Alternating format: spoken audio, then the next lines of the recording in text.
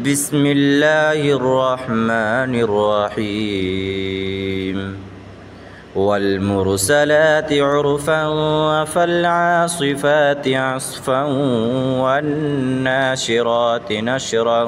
فالفارقات فرقا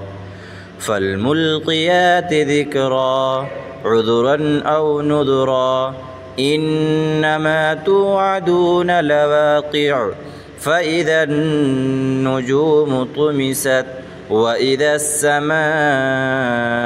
فرجت وإذا الجبال نسفت وإذا الرسل أقتت لأي يوم أجلت ليوم الفصل وما أدراك ما يوم الفصل ويل يومئذ للمكذبين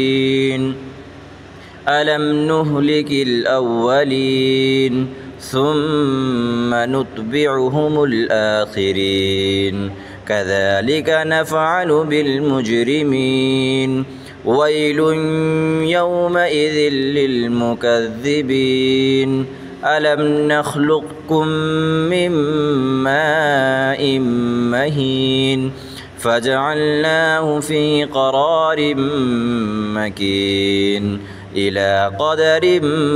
معلوم فقدرنا فنعم القادرون ويل يومئذ للمكذبين ألم نجعل الأرض كفاتا أحياء وأمواتا وجعلنا فيها رواسي شامخات وأسقيناكم ماء فراتا ويل يومئذ للمكذبين انطلقوا إلى ما كنتم به تكذبون انطلقوا إلى ظل ذي 3 شعب لا ظليل ولا يغني من اللهب إنها ترمي بشرر كالقصر كأنه جمالة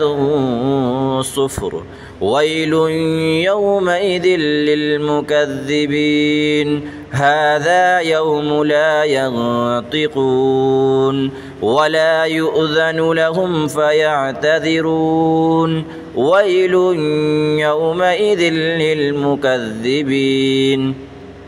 هذا يوم الفصل جمعناكم والأولين فإن كان لكم كيد